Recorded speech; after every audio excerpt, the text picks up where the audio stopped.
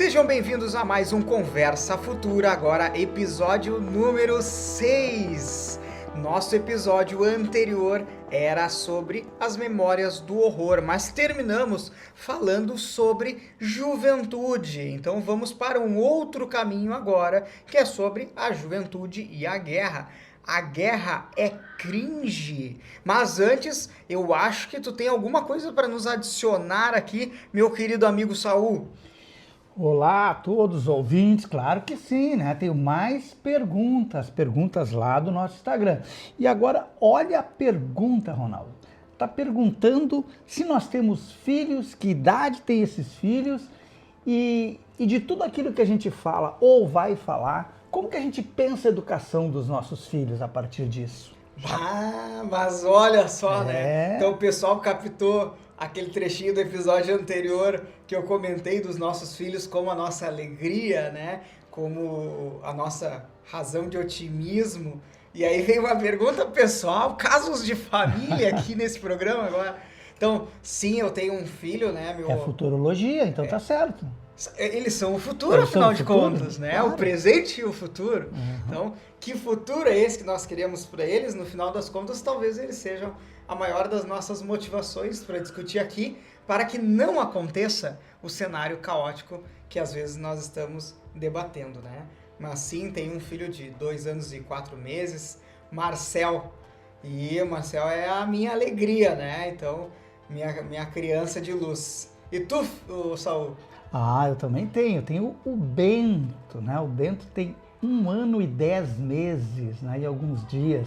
E também é a minha alegria de viver, né? Até pela minha idade, às vezes eu brinco, né? Não sei se eu vou ser pai dele ou vou ser avô dele, mas olha, todo o amor que eu tiver nesse mundo eu quero dedicar para ele. E realmente o que tu falou faz sentido. Eu acho que o que me move estar aqui e pensar nesse mundo, pensar num mundo melhor, num mundo de paz, tem a ver com esse mundo que o meu filho vai viver, né? E quando eu for embora daqui, é ele que vai continuar aqui. Então, acho que sim, né? Eu acho que ele também, acho que pela convivência que eu tô tendo e pretendo ter com ele, eu acho que quero passar essa ideia de paz para ele também. Tomara que ele esteja receptivo a isso. Sabe que eu penso que agora tu encaminhaste sobre a ideia de educá-lo, né? Eu fico muito pensando pelo lado dos valores mesmo, de ter uma educação firme em valores. E bem nesses valores que eu acho que na conversa vão ficando claros, meus e teus também, sobre uma busca por paz, sobre um pensamento pela paz, sereno, pacífico, de um cuidado emocional, das emoções suas e dos outros, de um pensamento global, também se entender como um cidadão do mundo, de um mundo super conectado, de um mundo que tem muito a ser construído e resolvido. Então eu espero passar para ele uma educação a partir de uma vida dedicada a ir atrás de benefícios e objetivos que construam um mundo melhor também. Ou seja, não apenas receber, né, mas deixar também para as próximas gerações, ele se ver nesse papel de deixar nos passos dele para próximas gerações um mundo ainda melhor. Perfeito, eu acho que eu colocaria tudo isso aqui dentro de um único pacote. Uma educação para a paz, né? Uma educação que ele consiga entender o momento histórico que ele está vivendo, o mundo que ele está vivendo e que ele consiga se mover dessa forma, né? Dessa forma de entender, né, as pessoas. E talvez assim, eu tenho para mim a ideia de que o humano tem que estar acima de tudo, né? A humanidade tem que estar acima de tudo, a gente tem que pensar no humano acima de qualquer coisa, acima de qualquer conquista, né? Então, tomara que a gente consiga fazer isso, uma educação para a paz, uma educação humanizada. Oremos. Mas não vamos terminar essa rodada assim, né, meu querido Saul? Porque, vamos lá, roda de curiosidades é assim. Opa. Da onde que veio esse nome? Bento. Bento, pois é, eu e minha esposa, a gente começou a conversar o que a gente queria, né? Porque esse filho foi muito esperado, né? Foi um filho que a gente queria muito ter esse filho. Então, quando ele veio, a gente começou a pensar, né? Quando ficou sabendo que ele viria, que seria um menino, né? que a gente queria que ele fosse abençoado. Então a ideia de abençoado, que ele consiga fazer escolhas, melhores escolhas, que ele consiga que as oportunidades a partir dessas escolhas para ele sejam boas, que ele consiga ter as experiências dele. Tem uma música que diz assim, né? Se o acaso, como é que é mesmo? Me lembra? O acaso vai me proteger enquanto eu estiver distraído. Que o acaso consiga, né, proteger ele quando ele estiver distraído. Porque a vida é assim, né? A gente... tem uma frase que eu gosto muito, que diz assim, ó, quer fazer Deus dar risada? Conta teus planos para ele. A gente faz um plano, Deus tem outro, a vida tem outro, né? Então que nesse momento que aquelas coisas que ele não pode controlar, que ele seja abençoado. Então daí é a escolha do nome de Bento. E tu tens também algum motivo para ter escolhido o nome de Marcel? Marcel, né? Na verdade foi um nome que a minha esposa sugeriu e na hora aquele som assim me captou. E eu compartilhei com uma amiga, Joyce, e ela me mandou a capa de um livro que ela tinha escrito mar em cima e céu embaixo. Então assim, a capa do livro assim invertendo. E quando nós nos casamos, eu desenvolvi mais ainda essa ideia em um poema de que quando nós estamos na beira da praia, há duas imensidões que nós enxergamos, o mar e o céu, que só se encontram naquele lugar. Então, eu quero isso também como uma forma de desejar para ele, que eu quero que ele tenha uma vida de imensidões geográficas. Então, que ele veja uma humanidade desbravando imensidões, de uma imensidão de amores, de paixões, de uma imensidão de paz também, sabe? Que essa seja a realidade dele. Beleza, vamos fazer esses guri aí andar junto, né? É isso aí. Mas vem cá, tu fez aquele textinho, eu tô curioso, gente, porque assim, ó, quem faz os textos é o Ronaldo, eu nunca sei, eu sou pego de surpresa, sou impactado de surpresa, eu acho que vocês também, né? Mas então, o que tu trouxe para nós aí? Então vamos para o nosso texto de abertura.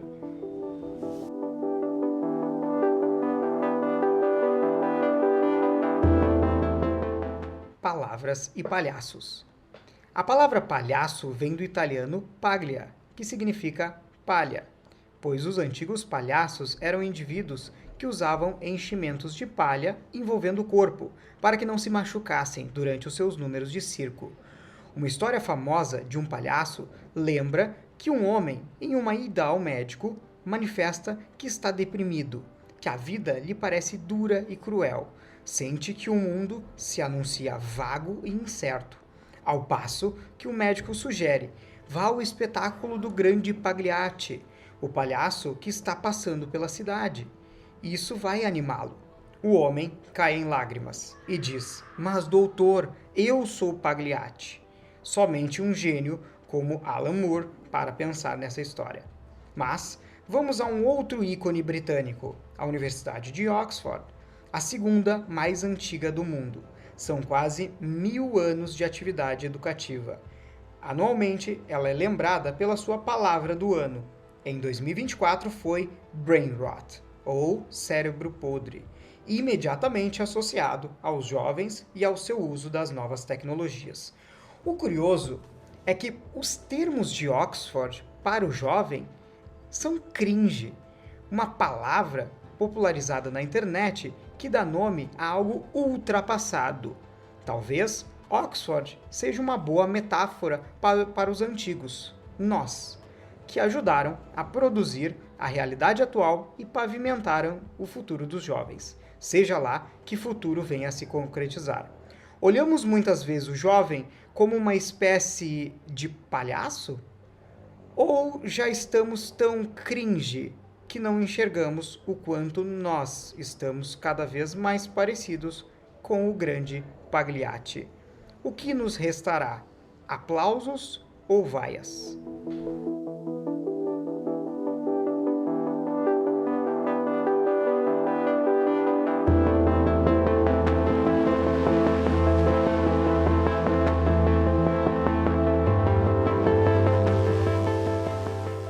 Opa, impactado de novo, né? Que reflexão, né? Que reflexão. Então, eu acho que tudo que tu colocou ali, toda essa procura de quem somos nós, né? E até me passa a leitura quando ele diz assim, ó, vá naquele local, vá ver o palhaço que você vai encontrar lá alegria e tal, né? E aí entra a questão da imagem, né? A imagem que a gente acha, e aí eu acho que não só essa geração, mas todas, né? A gente acha que aquele lugar é melhor, aquilo é mais bonito, a felicidade está lá, né? Eu acho que o choque quando ele diz, ó, eu sou o palhaço, né? Então, onde está essa alegria na humanidade? Talvez essa alegria esteja na adolescência. A adolescência tem esse caráter de alegria, né?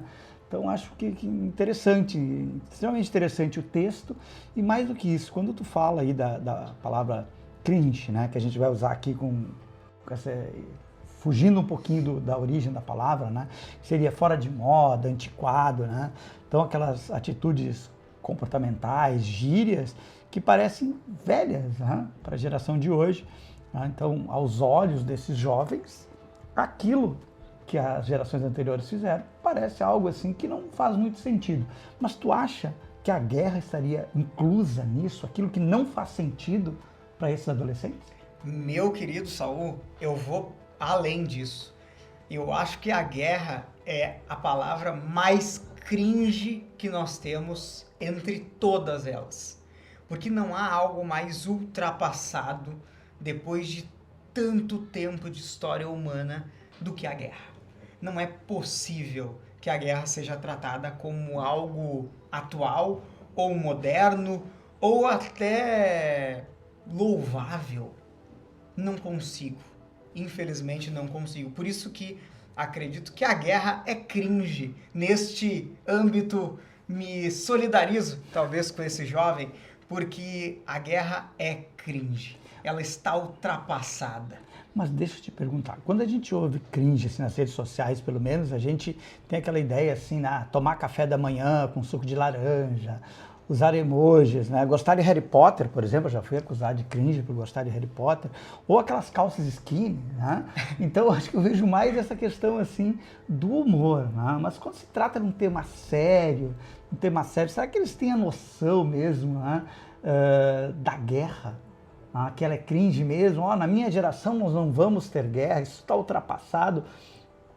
Será que eles têm essa consciência ou será que depois eles vão cair dentro do sistema, serão engolidos pelo sistema e aquilo que é cringe vai se tornar uma realidade geracional deles? Então, aí vem o lado difícil. Bradar contra é uma coisa.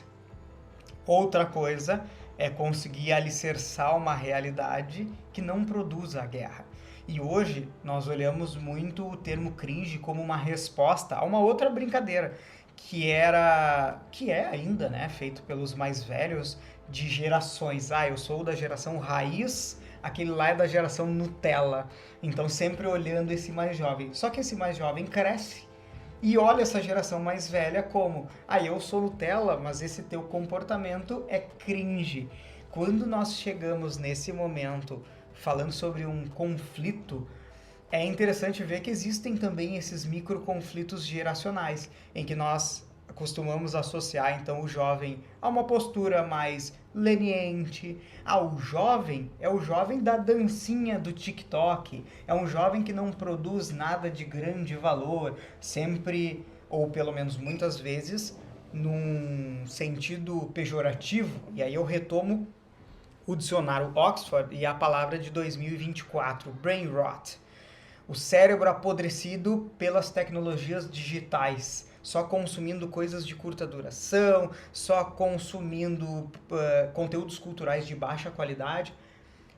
Porém, no meu íntimo, eu sou obrigado a me perguntar como é que essas tecnologias todas chegaram a esse jovem?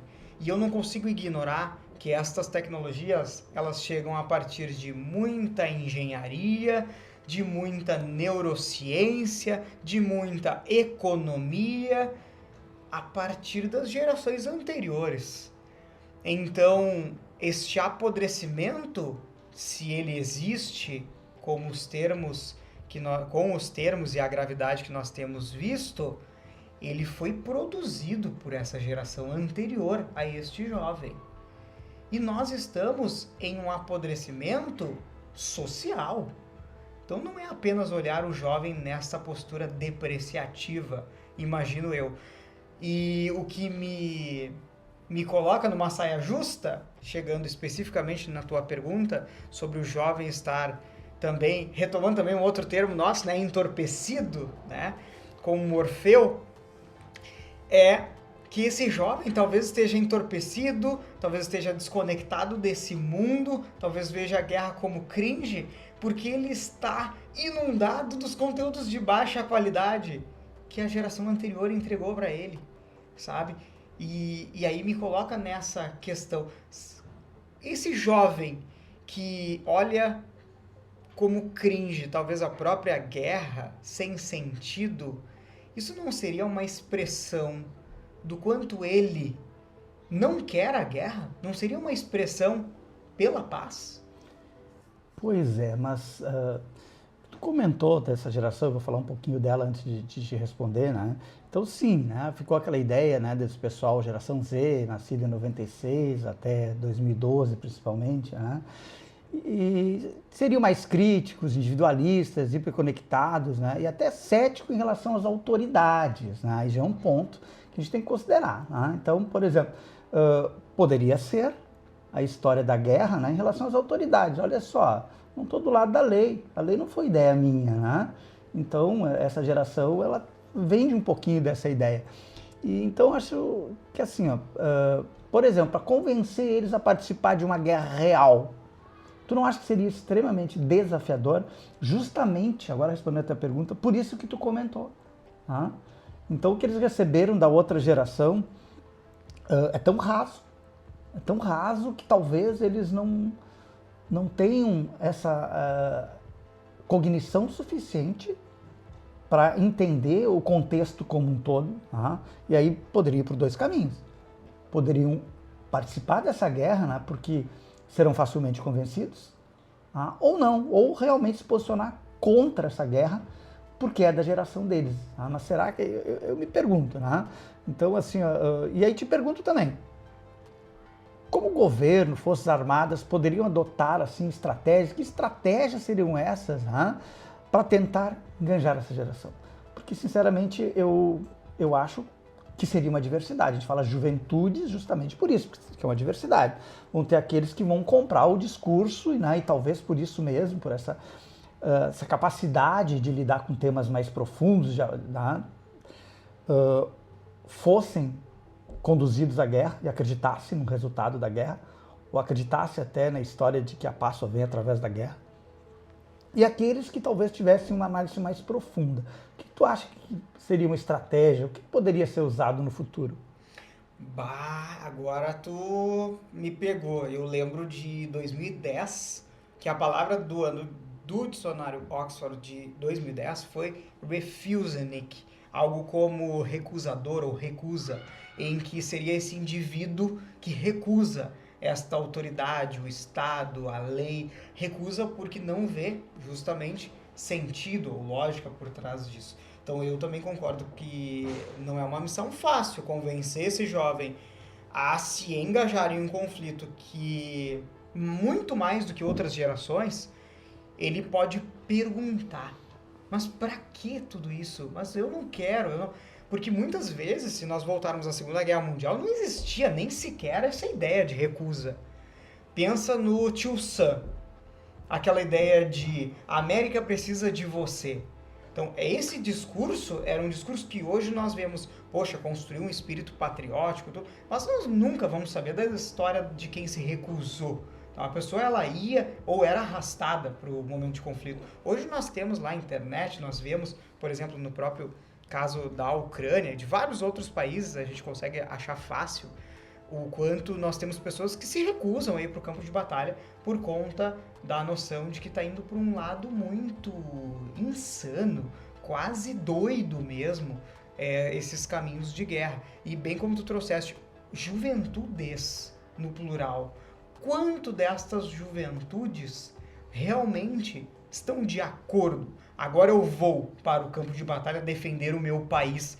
Me parece que as Forças Armadas não têm muita opção para engajar esse jovem, porque os valores que se referem a Forças Armadas são o território, a honra, a defesa, o povo, a nação. Estas palavras... Hierarquia, disciplina. A hierarquia. Então, essas palavras, elas não fazem muito o vocabulário do jovem atualmente. Então, eu vejo muitos, quando estamos, por exemplo, em uma aula que a guerra é o ponto central, muitos que me perguntam, inclusive, tá, e o que é que acontece se eu não for? Se eu me recusar? Se eu fugir? Num primeiro momento, pode ser que, no meu julgamento, apareça, nossa, essa pessoa é um covarde, é um inútil, é um jovem da dancinha. Mas, por outro lado, também eu fico dividido nessa posição em que, e aí vou usar o nosso guarda-chuva, que guerra é essa? Para que essa guerra? Onde nós vamos chegar com ela? O quanto nós vamos destruir com ela? Quantos jovens ela levaria? Ela levará? Quantos diários de Anne Frank serão escritos? Quantos caçadores de pipas? Quantos novos romances ambientados nisso terão que ser escritos sob a dor e o sangue da vida de jovens? Então, é difícil simplesmente pontuar, as Forças Armadas deveriam fazer isso porque isso é essencial. Essencial? Eu entendo a rebeldia do jovem de questionar tudo, mas mesmo entre nós aqui, o quanto é essencial que haja um conflito? A diplomacia tem que ser um caminho, e ela poderia ser muito mais utilizada e muito mais revivida. Então eu já iria para um outro lado. Eu acho que não só as nossas Forças Armadas, e aí eu tenho que prestar a minha homenagem ao trabalho que tu mesmo faz, ensinando para centenas, talvez já milhares de jovens sobre relações internacionais, pelos grupos de relações internacionais e nas simulações diplomáticas, que o caminho que as Forças Armadas deveriam estar atuando é fomentar as escolas de diplomacia, cada vez mais. Você sabe que essas simulações de ensino médio, elas surgiram dentro do núcleo militar, né? Então, o núcleo militar, ele diz, em primeiro lugar, que ele existe para garantir a paz, né? Talvez seria muito mais por dissuasão do que por qualquer outra coisa, né? Mas eu acho que em caso de guerra, seria assim, uma necessidade do Estado, desse núcleo militar. E eu te pergunto assim, aquela narrativa, né, que se usa assim, tipo causa justa, né? Então, senso de missão, lutar pela sobrevivência de inocentes, liberdade, democracia, né? Defesa das minorias. Será que essa geração que falam assim, proteção do planeta, direitos humanos, será que esse seria um discurso? Ou será que um discurso que aproximasse ele mais da realidade deles, tipo gamificação e propaganda, uma coisa muito mais estética, né? Como, por exemplo, assim, jogos militares realistas, né? Vídeos assim, estilo cinematográfico. Será que alguma coisa assim, uma linguagem visual de games, né? Fortnite, como a gente até falou no outro episódio, sei lá, criação de conteúdo no TikTok, soldados influencers, sabe, mostrando, hoje já tem, na Ucrânia tem muitos soldados influencers, né? Vlogs de treinamento militar, clipes de combate em câmera lenta com trilha épica que a gente já viu não lembro qual conflito que já existia isso, né? Se não me engano foi Irã, Iraque, já tínhamos alguma coisa assim. Será que esse apelo com essa estética, porque esse apelo ele acaba tirando um pouco do horror da guerra, né? Sim. Eu vejo a guerra como uma coisa não tão real. Eu não vejo, o horror tá fora, né? Eu vejo como tecnologia, como joguinho que eu jogo, né? Será que isso, ou seria assim, sei lá, pertencimento? Porque eu acho que o que não funcionaria com essa geração, na minha opinião, né? Seria assim, salários altos, estudos pagos, essa coisa de benefícios, assim, acho que não. Mas tu acha que algo que aproximasse eles da realidade dele não seria uma boa estratégia? Não seria usado? Daria resultado? Eu acho que podemos ir por dois caminhos. Um deles é que não aproximaria do jeito que é hoje, mas acredito que o único jeito de engajar jovens, adultos, famílias, historicamente, sempre foi a criação, maior ou menor, mais justa ou menos justa, de uma ameaça existencial. Então, quando a gente fala sobre uma guerra atômica, por exemplo, é de dizer que nós temos que trabalhar juntos, nos unirmos como país e assim por diante, porque a nossa pátria, a nossa grande família, tudo está sob ameaça. Isso é um ponto. Agora, acredito que também seria é possível... o medo e urgência. Isso, nesse seria medo, isso. a partir do medo. É lutar ou morrer. Eles já estão atacando nossos civis, estão invadindo a nossa casa. Nós podemos ser o próximo alvo. A partir daí, acho que existe um engajamento possível. Mas também acho que é mais provável que seja meio aquela série, sabe, Black Mirror. Black Mirror tem um episódio que é bem isso. Soldados, e aí Black Mirror já tá antigo, então vou dar um spoiler aqui, né? Que são soldados atacando monstros. E aí tem aqueles monstros lá, porque esses monstros têm toda uma narrativa com eles, os monstros foram contaminados, e aí tem que atacar, nós temos que eliminá-los, até que essa visão de monstro que o soldado tem, ele tem a partir de uma toxina que é colocada lá na alimentação dele, ou injetado nele, alguma coisa assim. E me lembro que um soldado acaba não tomando essa toxina, resultado, o corpo dele vai retirando essa toxina do corpo e ele começa a enxergar que quando ele vai para aquele campo eliminar os monstros, na verdade são pessoas. Então não são monstros, são indivíduos que aquela toxina tira do soldado aquele remorso. E aí ele é colocado no campo de batalha. E eu vou além. Na medida em que tem, e aí lá vai eu de Engenheiros do Havaí de novo, né? Que tem uma música também chamada Coração Blindado, né? Que tem um trechinho lá. Sem o cheiro, sem o som, sem ter nunca estado lá, não é como derrubar apenas peças de xadrez. Ou aquela coisa, é muito mais fácil pela tela do computador. Falando em tela do computador, muito tem se gamificado a própria guerra da Ucrânia. Em que os soldados, eles ganham lá benefícios para equipar ainda melhor os seus drones à medida que vão assassinando soldados russos, soldados inimigos em geral. Então veja só, isso já é uma gamificação para colocar esse jovem de maneira mais afastada, mas ao mesmo tempo, quanto da humanidade desse jovem está sendo perdida? Então nós estamos falando, não, eu não vou tomar a tua vida como um todo, mas eu vou tomar um pouco da tua humanidade. Então isso me lembra mais uma palavra do dicionário de Oxford, que é a palavra tóxico, no sentido das relações humanas. Relações tóxicas foi a palavra do ano em 2018. Então, o único jeito, veja esta conclusão, o único jeito é intoxicar os nossos jovens. Entendi. Eu me lembro quando essa palavra foi escolhida, né? Ambiente tóxico, relações tóxicas, masculinidade tóxica, né? Eu acho que tudo que impacta essa geração, no momento que ela não está se sentindo bem, né, com determinado ambiente, contexto, nas relações. Pois é, né? Eu acho que de tudo que a gente falou aqui, o que fica para mim, né? O que fica é o desafio que a geração Z tem de fazer diferente da nossa geração, da minha geração, da tua geração, né? Eu acho que como fazer diferente? Será que tem caminhos para ela? Será que ela vai ser cooptada por todas essas coisas? Será que ela vai conseguir enxergar por detrás de tudo aquilo que querem que ela faça? Será que ela vai conseguir manter esse grau de humanidade? Ou ela vai se desumanizar? Porque olha só, é uma geração que muitas vezes ele não diferencia o real do virtual. Em alguns lugares, tu vê Japão, a vida deles, em muitos casos os adolescentes, para ele vida virtual é vida. Será que essa geração que tem esse desafio, será que eles vão conseguir? Da onde vai vir isso, essa motivação? Da onde vai vir essa informação? Da onde vai vir essa vontade, Ronaldo?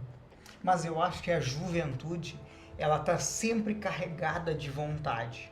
E vamos de volta a Oxford, que antes de tóxico, antes da palavra tóxico, em 2017 foi Earthquake, que foi basicamente esse terremoto, uma brincadeira com earthquake, então terremoto que é a juventude.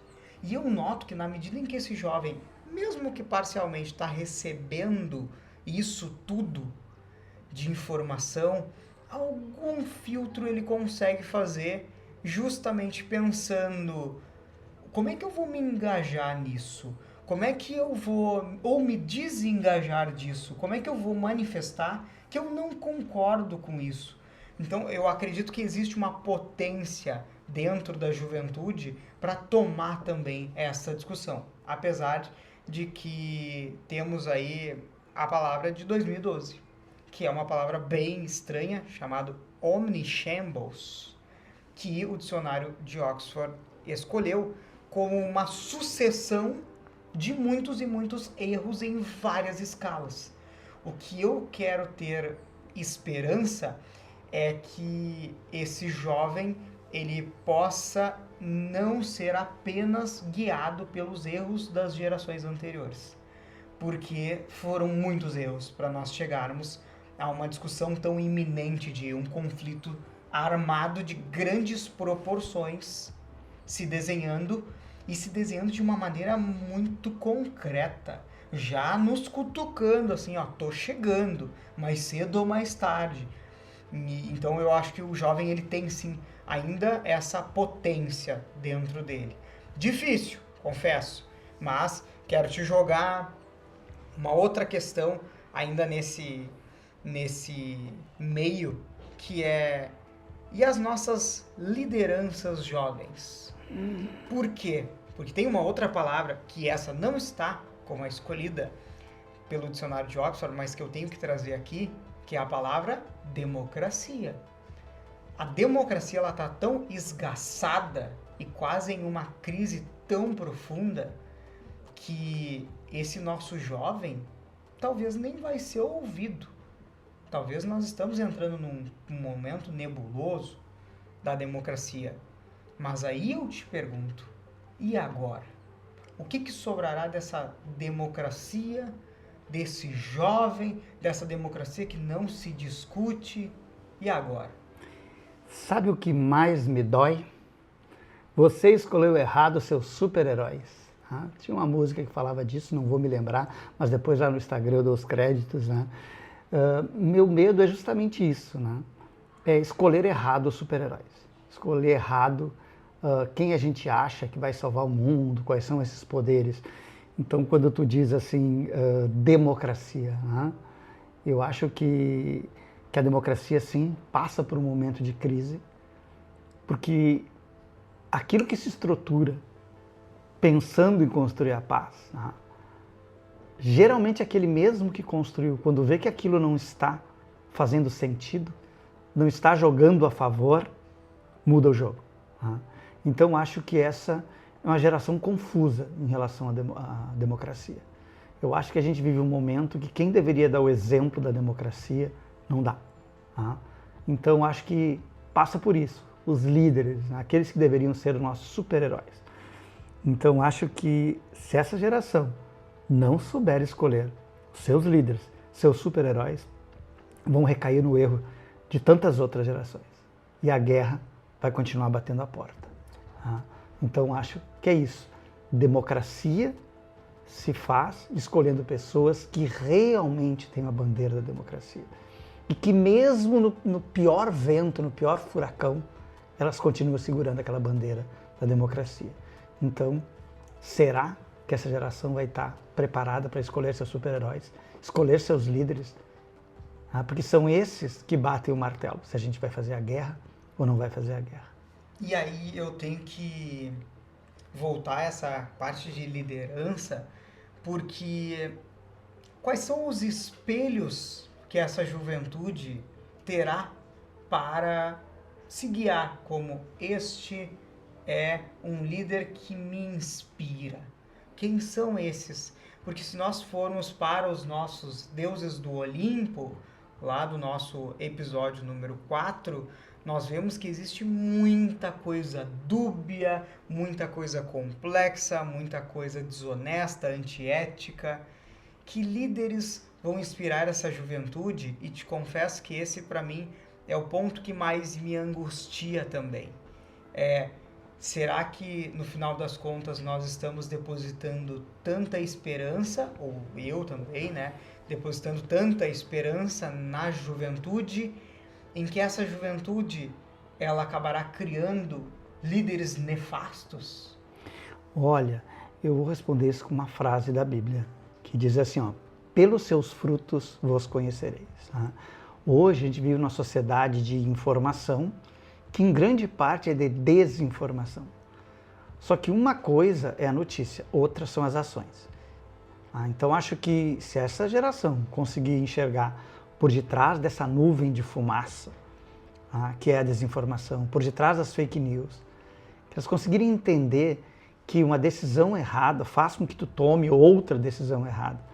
Então acho que para ela ser mais assertiva em relação à paz, eu acho que teria que ter uma educação para a paz, uma educação que ela entendesse a importância dela saber o que é verdade e o que não é verdade.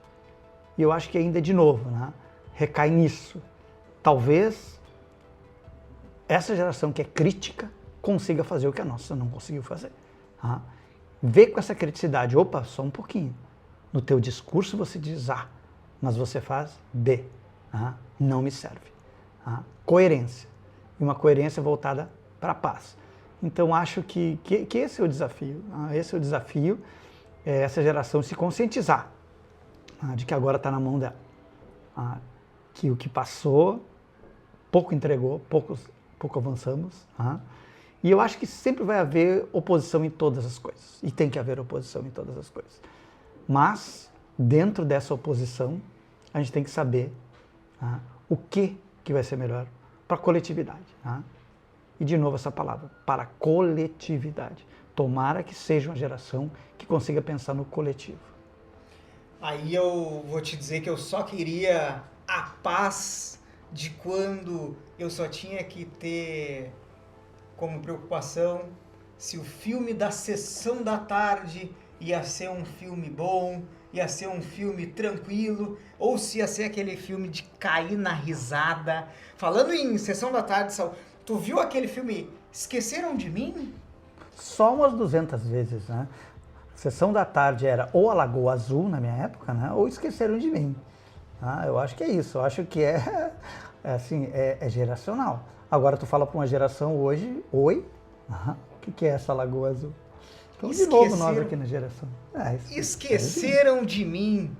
Esse é um bom assunto para um próximo Conversa Futura. Quem será que nós estamos esquecendo em todas essas conversas, meu querido Saul? Boa pergunta. Não sei. Me conta. O Brasil. O Brasil. Será que o Brasil será um Esqueceram de Mim? Ou seremos muito mais lembrados do que imaginamos? Qual o papel do Brasil nesta guerra? Que guerra é essa, Brasil? Babado forte esse, hein? Tu quer lacrar, né? Eu acho que no próximo episódio aí... Tá, vamos lá. Que guerra é essa, Brasil? Até lá. @Conversa Futura no Instagram. Estamos te esperando. Perguntas e interações. Nos acompanhem também no Spotify, no YouTube, em todas as plataformas que tu encontra o nosso programa. Muito obrigado pela tua audiência super qualificada naquele que tu já sabe. O programa contraindicado para ansiosos. Um abraço. Tchau.